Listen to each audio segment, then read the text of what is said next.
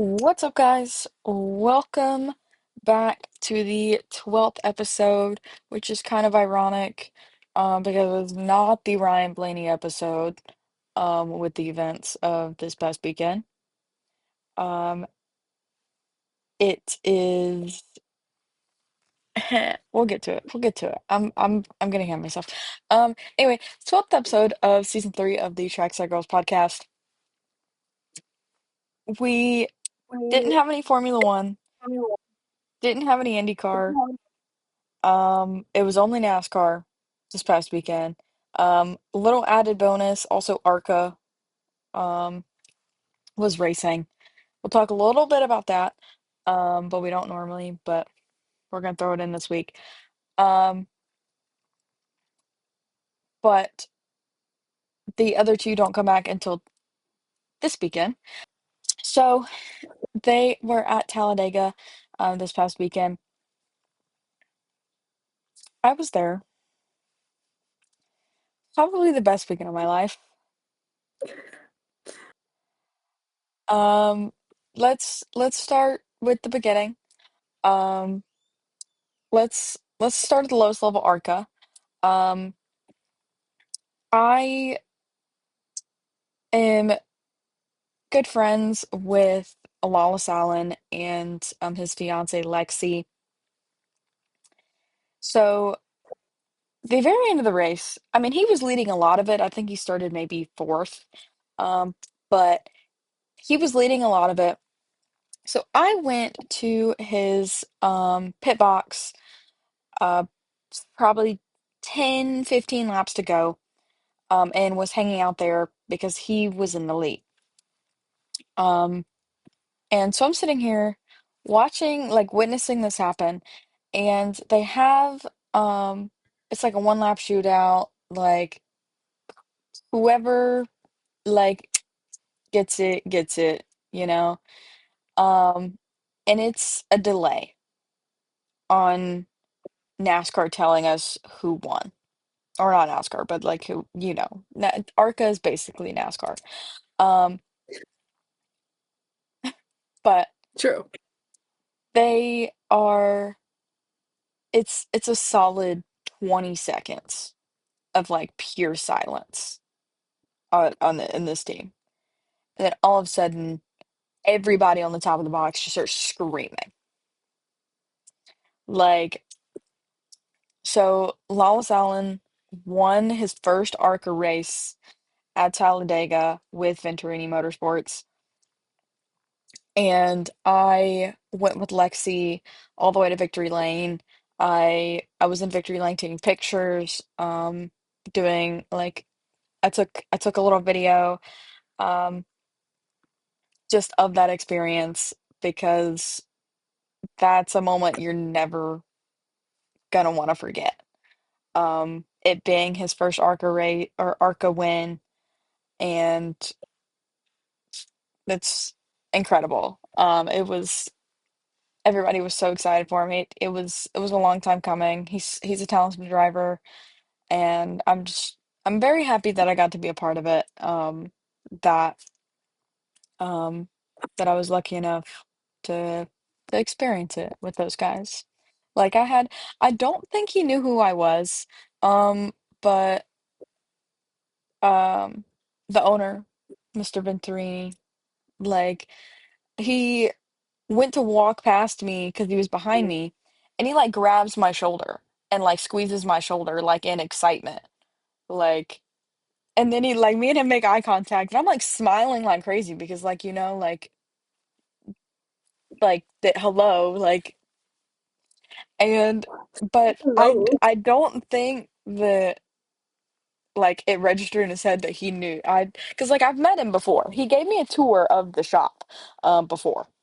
So like I've met him before, but I don't know if like in that moment he knew who I was. And but also like if he didn't know who I was, he's probably like, who in the world is this person in Victory Lane with us?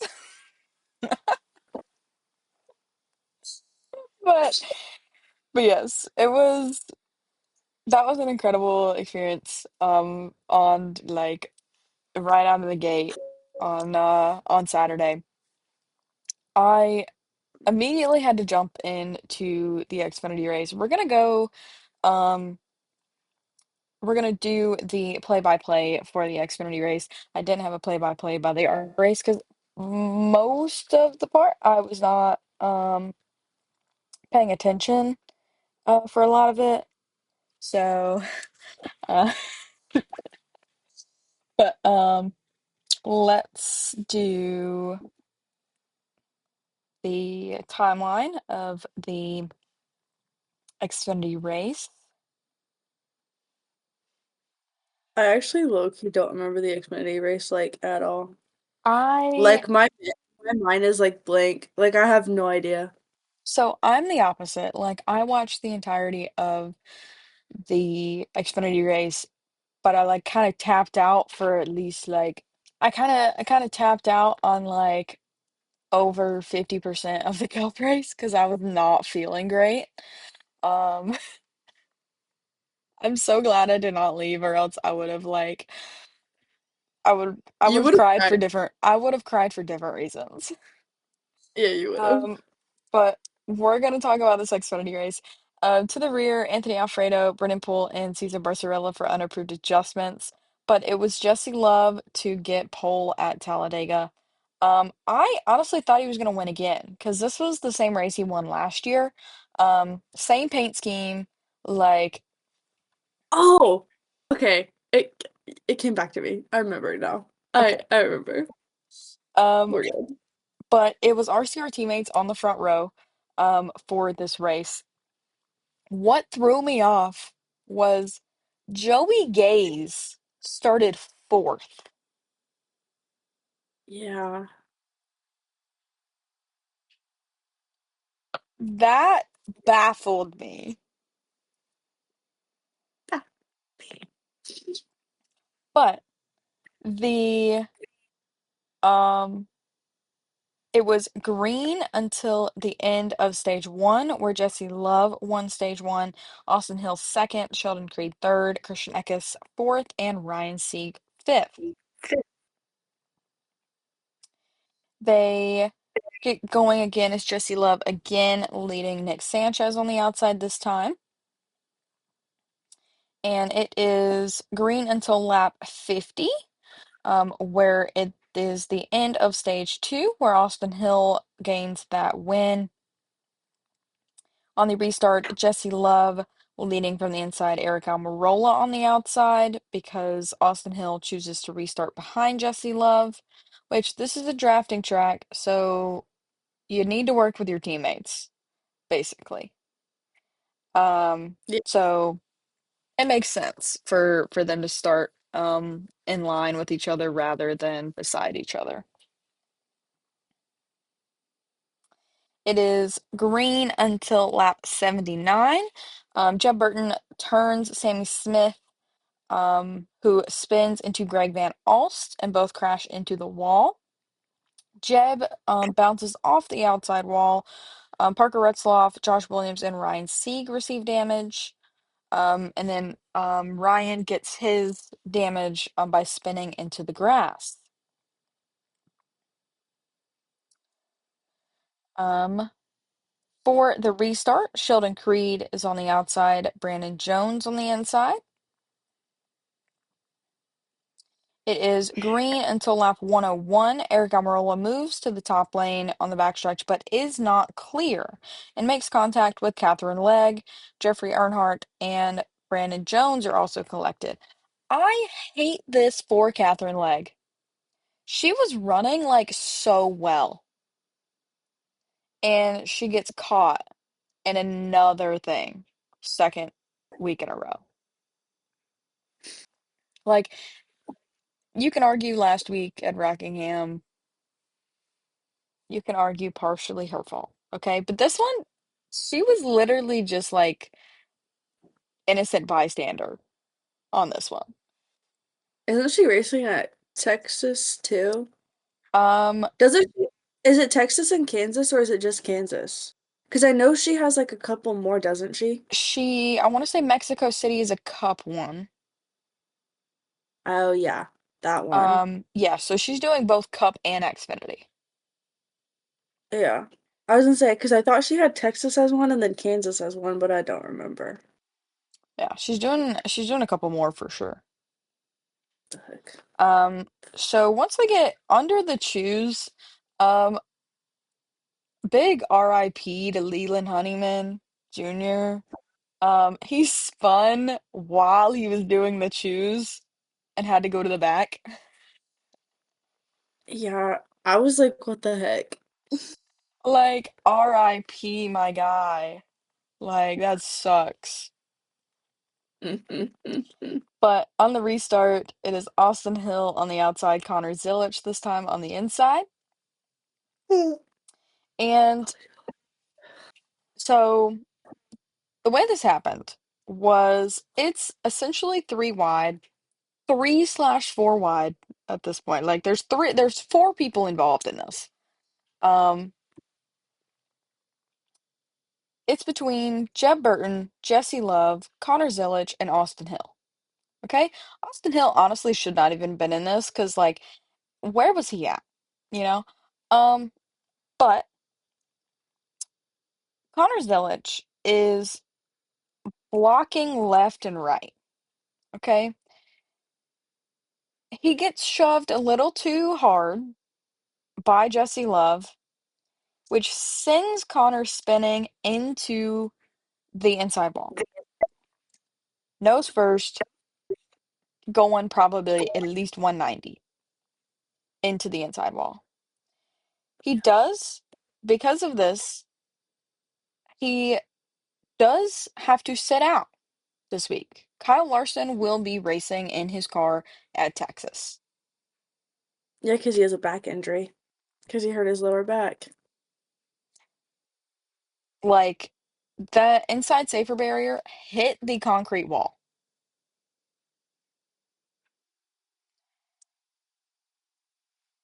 Like, we we wish Connor like all the best recovery. Like, we love Connor, but that was a That was rough hit. like a that was a hard hit. I saw that and I was like, oh my gosh. Yeah. But it looked like Jeb Burton was in the lead. But NASCAR held the caution. I'm sorry, if you're at a super speedway and a car is even sideways or even looks like, even like, if it is at a 45-degree angle in a place that it should not be, why are you holding a caution? You know that that's going to be bad. You know that they're not going to be able to keep it straight on a super speedway going almost 200 miles an hour. Yeah. Like, what the heck? Mhm. But it looked like Jeb Burton was in the lead. I didn't even think that Austin Hill was going to be anywhere close. But because they held the caution, so the way it works is whenever they throw the caution, it freezes where it's at. As soon as those lights come on, it is whoever is leading wins that race. And unfortunately, it was Austin Hill. You know, NASCAR was really trying to prove their point that Austin Hill won because a lot of people, including Jeb himself, were mad because Yeah, I would Jeb 100% be mad. because Jeb's interview, oh man, he was going off. Like he was like, NASCAR needs to review that. He was like, because even Jeb said he was like, I know for a fact that in my race car, I was ahead of Austin Hill. Yeah, I don't know. And Anyway, I mean, I don't know, because like some people are like Austin Hill fans are siding with Austin Hill, but then I've seen quite a bit of people say that they're kind of on Jeb's side on this. Jesse was nowhere near, but everybody was like, that was 100% Jeb. I don't know. But NASCAR really tried to prove their point that Austin Hill was in the lead by posting those four pictures. So, who but knows? NASCAR people are still getting yelled at. Yeah. People. But the main reason that I'm wearing this hoodie today, is because Blaine Perkins had a best finish of seventh at Talladega. Like, complete 180 Oh of my god. 2020. Was that 2022 or 2023? I was there 2023, so 2022? No. Like, either way, Was he it the this race 1 year, like he was in the O2 car. Actually, it might have been 23 because well, because I I went was at that race. I went to the fall Talladega one last year. It was the spring one that he flipped. Yeah, So yeah. I think it's 23. Yeah, spring 23 because spring 24 he brought back that same exact paint scheme on a different car, and I thought he was dumb for that. But the curse is gone because going from barrel rolling in 23 with a seventh place finish in 25. So, but that was the Xfinity race. Now we got to talk about my beloved Cup race. So it's like in heaven over there. Sorry. Okay. Guys, Let's. you have to be really hyped for this segment in case you cannot tell about the cup race, which I can't Okay. blame you. So it's So Let's talk about the Cup race because really it's gonna be a lot of like recapping for me because, like I said, I was checked out for like up until like 60 laps to go. I think I was checked out because it was kind of boring to in the beginning there because there was no actual like big one, which is No, there impressive for wasn't. there was no big one. There was like minor things, but no big one. Yeah. But um, Gigi Yaley to the rear, but it was Zane Smith to get pole. That was literally wild, which is funny because I know Zane's hauler driver, and he made the joke before qualifying. He was like, "Yeah, if we get pole, I'm going out on the boulevard. Like I'm getting hammered, okay?" And then Zane Can goes out and can I gets pole. look? I need to see video proof that he was out on the boulevard I don't know getting. the hauler driver, not Zane, not Zane. I know. No, I know the hauler driver. Well, I know all the boys were on the boulevard, but Oh, I'm that's so sure. funny. Oh, they were. But what's wild? Kyle Busch started on the front row. That was crazy. That was crazy. Everything was wild. So, the first caution for cause was actually they were in the middle of green flag pit stops. Um, Brad Keselowski and Kyle Busch make contact and spin. And Brad actually collects Ryan Blaney. Um, Completely ruined Ryan's day. Um, like honestly, Ryan was like innocent bystander in that as well. But Alex Bowman received slight damage um in this as well, but they had to throw a caution for that. Um, a couple laps later,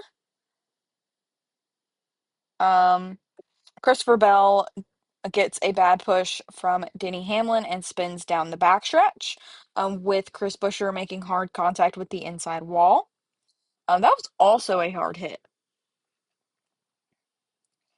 Um, on the restart, it's Denny Hamlin, Bubba Wallace on the inside. Um, Again, a couple laps later, Kyle Larson gets a push in the middle lane and shoots in between um, to the lead in turns one and two. Bubba Wallace gets a push from Cody Ware on the inside lane, but Kyle Larson holds on to the stage win. With William Byron second, Ricky Stenhouse third, Chase Elliott fourth, and Bubba Wallace fifth. On the restart this time, it is Anthony Alfredo on the inside with William Byron on the outside. another round of green flag pit stops. Um, and unfortunately, so there's a lot of controversy going on between this because it involved Austin and Joey. Joey was very heated on his radio. Um, and there are a lot of people that claiming that Joey could have won the stage, but Austin apparently pushed Bubba Wallace ahead. It is what it is, you know? Like, Austin has said that he was honestly just trying not to wreck anybody, which I fear it like is valid at a super speedway. Um, but it's it's I however you mean, perceive it. I feel like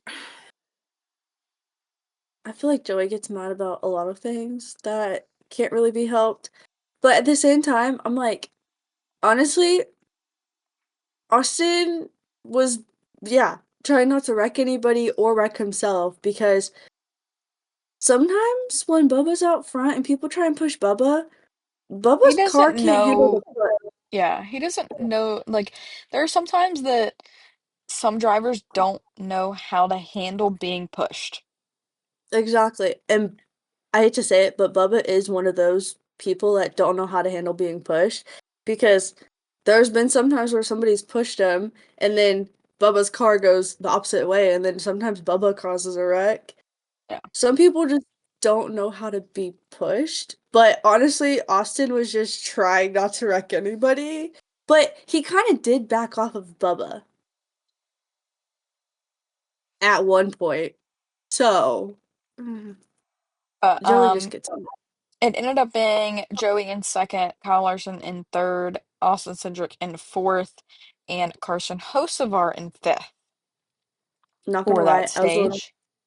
I was a little confused of where Kyle Larson even came from because I feel like I hadn't seen him the entirety of the time, I guess. So I was just confused. I was like, how did you get from here to there? Yeah. So on this restart, Chase Briscoe leading on the outside, Ty Gibbs on the inside, and it is green until the end. So I am sitting in victory lane, 50 laps to go, eating me an icy, okay?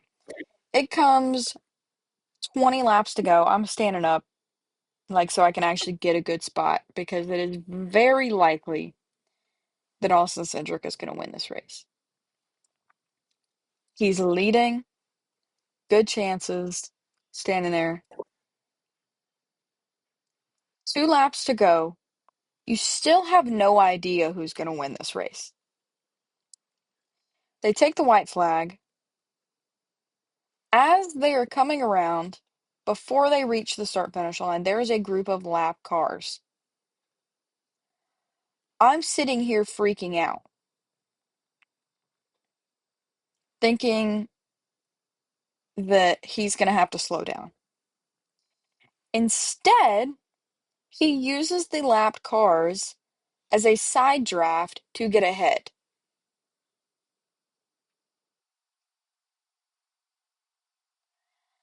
I start screaming bloody murder in victory lane, crying because Austin Cindric won this race. I've missed both of his cup wins previous to this. Like, I was still in college when he won the 500. Um, and obviously, like, I don't go to Gateway or Worldwide Technology Raceway, like, whatever you want to call it, St. Louis. Like, that's not a track that I've ever been to. So it's unlikely for me to go there, you know? So if anybody else would have won this race, I would have probably been crying for a different reason, but also I would have I would have immediately booked it out of victory lane and tried to like catch Austin before he went back to the hauler. Like just so because I did that whenever he finished like third in Atlanta one year.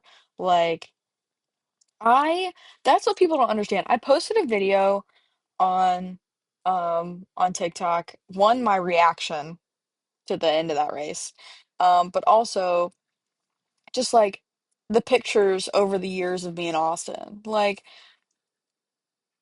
people are like, "Oh, he doesn't have any fans. Nobody likes him." Blah blah blah. And I'm like, if he has no fans, then I am no longer on this planet. Like I support my driver through the highs and lows. Like if he wins that race, I am over the moon. If he wrecks out in 38th, if I'm at the track, I'm over there seeing like if he's okay walking out of the infield care center. Like that's the type of person I am. I'm not the type to only be there when he's winning. Like no offense, with what I'm about to say, because if Blaine sees this, he's probably gonna yell at me. Like, if if I thought that way, I would not be a Blaine Perkins fan. Because there are a lot of times that things do not go his way. Like, he wrecked at Rockingham, like with like very little laps to go. Like, and then you have this week, best finish, you know? Like, I'm there for both of those. Like, I support my drivers. Yeah, it's valid. I mean, me too. Like, there's been a lot of,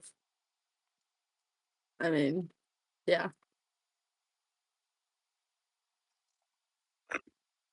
Yeah, over the moon. Two wins on the weekend, and then like best finish for my other driver. Like great weekend all around. Great. Um, yeah, I I posted a couple videos on TikTok, and it's getting a lot of traction because like it's about Austin, it's about his win. Like I've been a fan of Austin since May of 2022, officially. So. I have a lot of people like asking me like, why are you a fan of him? Like, why do you even like him? Um, a lot of people giving him hate because they're like, oh, his dad basically like owns Penske, blah blah blah. Like Tim Cindric, yes, he is 100% high up in Penske. He works primarily on the IndyCar side. Um, and honestly, like other than Mike Nelson and Penske, like if Mike Nelson does not get Penske racing, um, if God forbid, like Roger Penske does not last any longer, if it does not go to Mike Nelson, like it will most likely go to Tim Cindric. Like I Not gonna lie, didn't know that. I mean, I've heard the name. I didn't register in my head that it was Austin's dad until watching the the IndyCar race in Charlotte, and they're like, "Oh, Austin Cindric's dad," and I'm like, I didn't put two and two together, and I was like, yes. that makes a lot of sense. So Tim Cindric, I think he has stepped away from that role, but he used to be very big. I don't think they call it a team principal, but essentially the crew chief for Joseph Newgarden, I believe is what he used to do. So he was very high up um in Penske or like in the IndyCar side, but I mean, to be fair, he kind of is Roger Penske's right-hand man, other than Mike Nelson.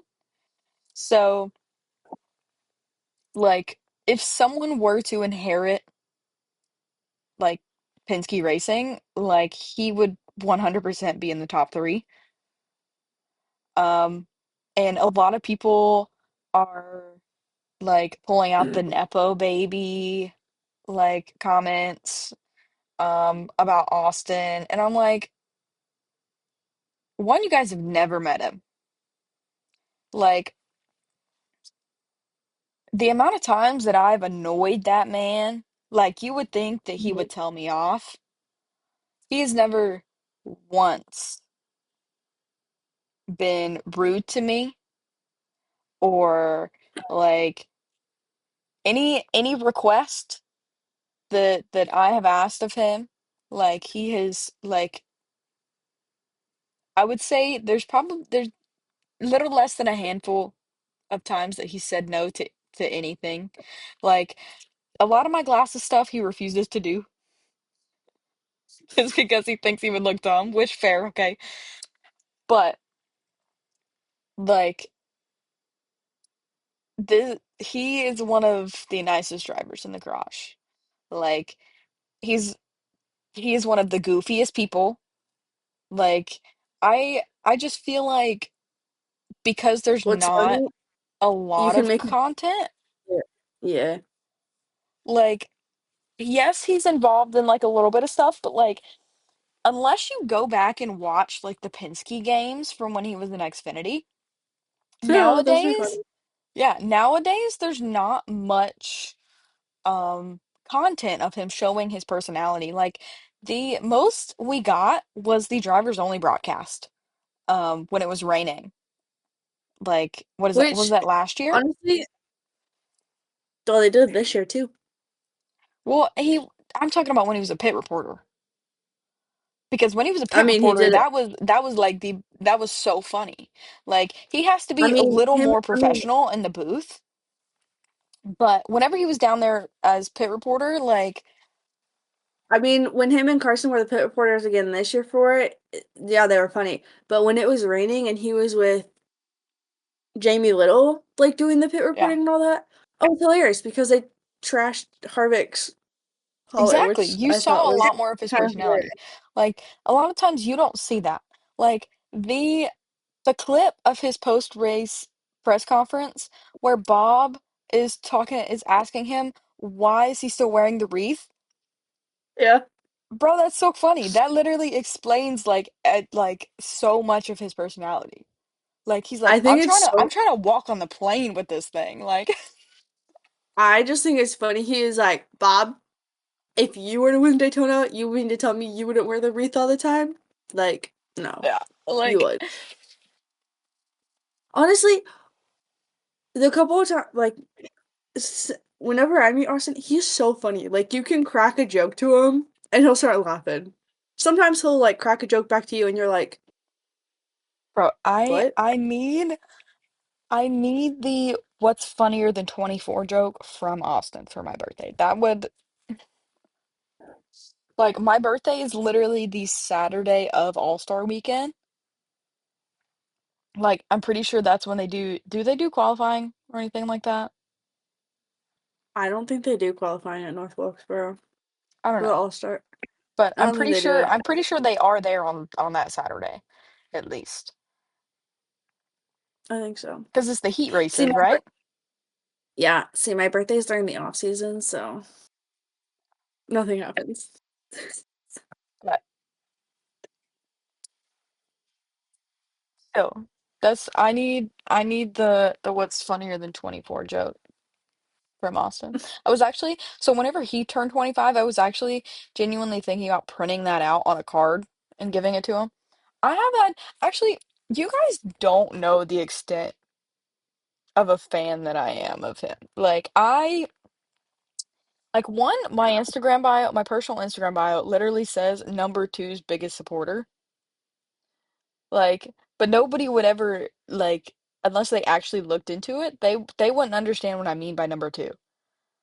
Yeah, But um like there's that. There's an inside ongoing joke that me and Austin are besties. Like I call him bestie all the time, but the reason that started is because in Atlanta, the second time I've ever met him, um there was this guy there who actually worked in the shop of Penske. And he was watching me interact with Austin, and he assumed that me and Austin were already friends from this interaction. And this was the second time that me and Austin had ever met. So that started then that. that was the ongoing joke that me and Austin were besties. So I think that like also kind of started the like now Austin knows me. Like that, so there's that. Like I have two full door, actually technically three, two next gen and one of his Daytona Xfinity start in 2018. I have the roof of that. Like I could literally Frankenstein a car out of just Austin Cindric parts. Like I'm getting there with Harrison parts at this point. yeah, like Well, we missed a couple. I 1 year for his birthday, like I made him a Funko Pop of himself, like in Chill. the Menards fire suit, a Funko Pop of himself, and gave it to him for his birthday. Like I, that's what I mean by I support my drivers. Like I want to say that was actually like that might have been that might have been 22,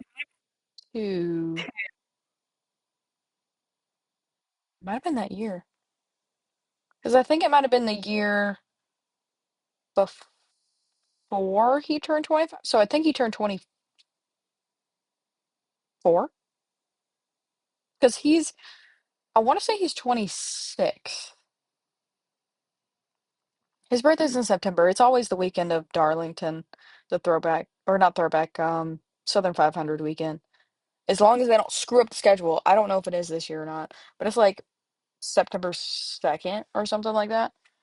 Um, He's older than me, so he's I 26.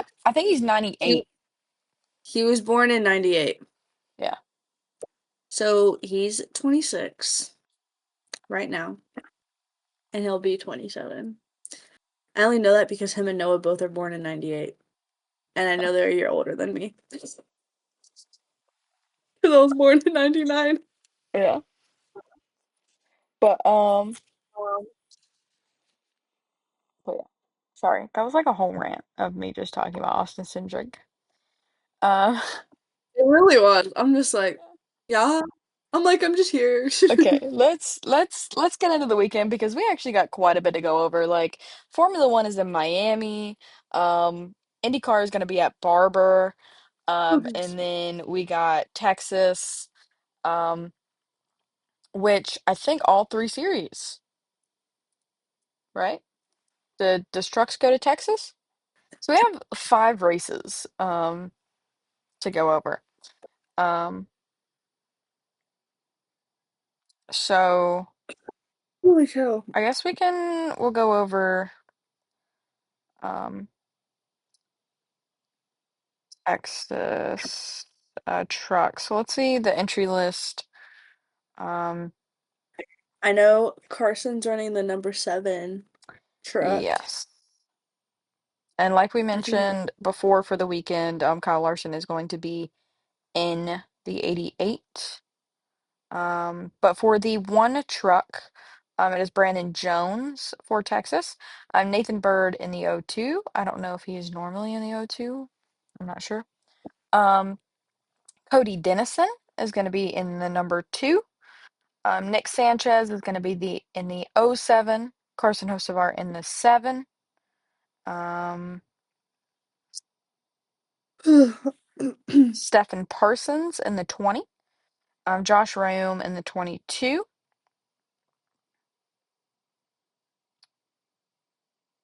Trying to think of those are the ones that are not um,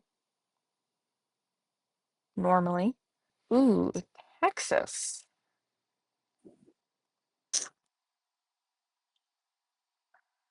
it doesn't help because Kyle Busch won last year. How big? Let me see track info. It is intermediate and it's a 1.5 mile track. Ooh. Hmm. You know, I'm gonna say Raja because I feel like it would be funny to see him wear a cowboy hat in victory lane. You know? Yeah. I'm gonna go him.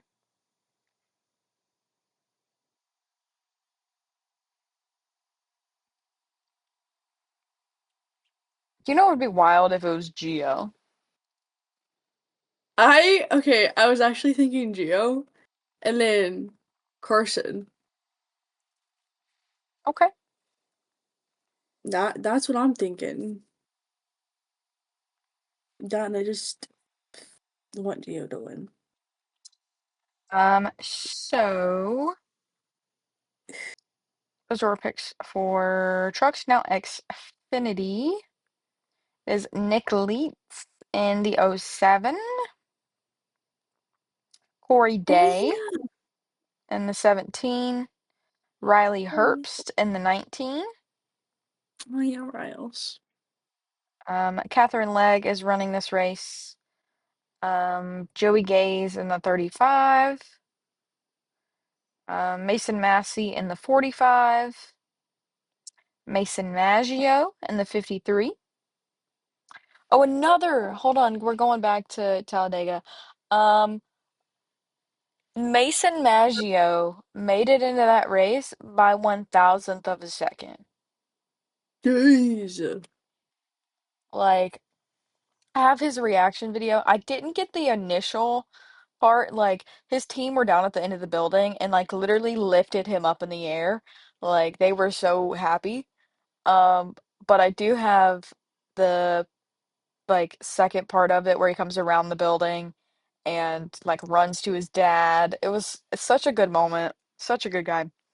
Um, but uh it is Leland Honeyman in the 70 for this week. Um Dawson Cram running the 74 again at Kyle Larson in the 88. Josh Bilicki in the 91. CJ McLaughlin in the 92. Um What are we talking Last about? It's time, probably going to be Kyle Larson. last time Sam won there. Honestly, maybe. Like my kind of guesses are kind of like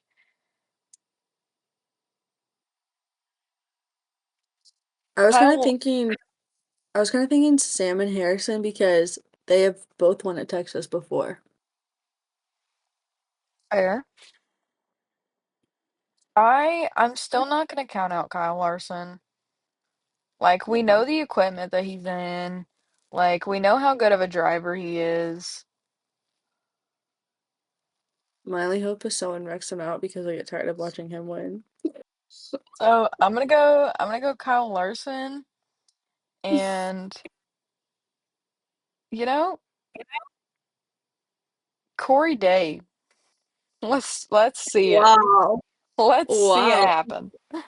Okay. That's that's out there. Let's see it. Let's see it happen.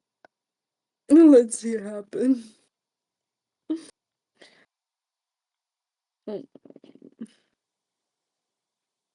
Mm, Mhm. Nobody. Oh, actually, Jesse Love is mhm. running a cup race in Texas in the Yeah. s- in the 62. Yeah, he's doing it for Beard Motorsports. I thought he was running the 33. That was when he ran it with our Yeah, but why is he running it for Beard and not RCR? I don't know. Yeah, that's Don't weird. ask me, I don't know. Okay, Jesse Love in the 62, Chad Fincham in the 66. Well, those are the two outliers of the cup lineup. Um, Chase Elliott won last year. is he finally gonna get a win? I don't know. I don't really care,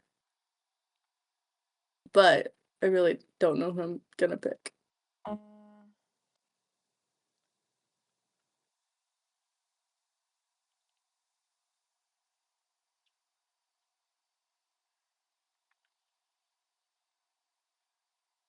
Can I say a Briscoe? Yeah. Yeah, you can. Has did Carson ever win in trucks at Texas? I know he won Nashville, but did he ever win Texas? Texas was his first win. Oh, I have well, the I have the t-shirt because he won in Texas, Homestead, Miami. I thought he won Nash. uh, Oh no, he definitely won Nashville because he had the guitar.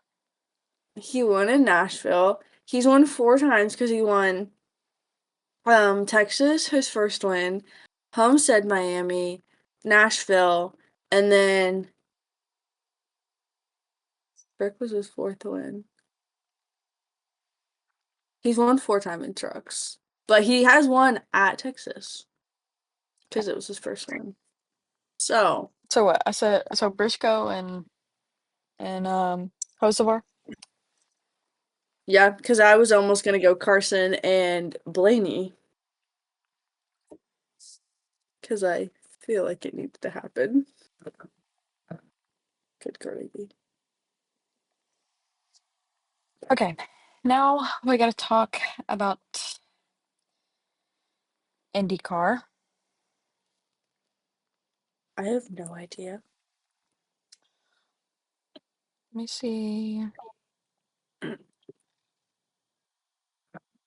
What is this? Oh, I'm gonna say Scott McLaughlin wow, because he okay. won the past 2 years. So Oh, I very mean, high, I guess that is very true. yeah, very high chances. So I'll go Scott McLaughlin. I'll go Christian Lundgaard. Oh, okay. Sorry, Uh, that's a little advanced, huh? I was like, okay.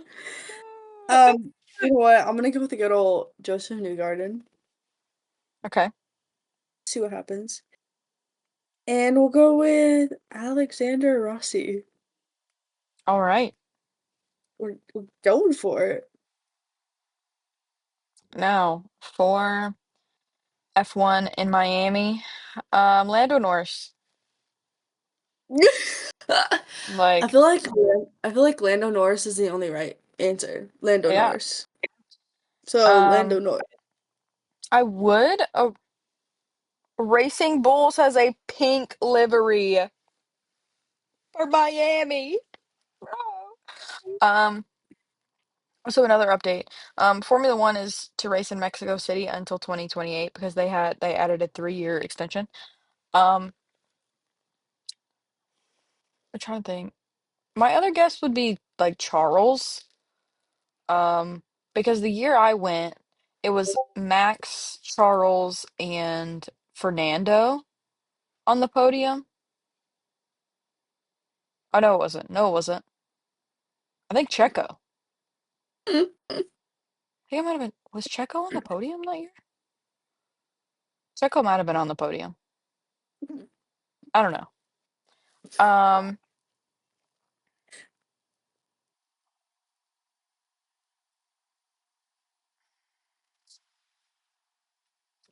I I would honestly love to see that pink livery, like a Liam Lawson, but I don't see that happening. I don't either. So,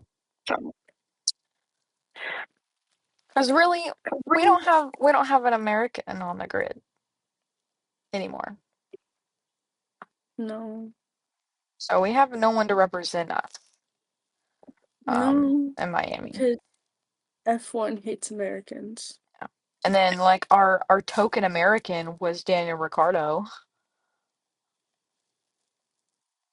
Newsflash, he's not there anymore either. Yeah, right. Um, Sometimes I miss Logan, but I'm like, he can do such better things with his life, but it makes me sad. I love Logan. Um, hmm. Like, I don't know.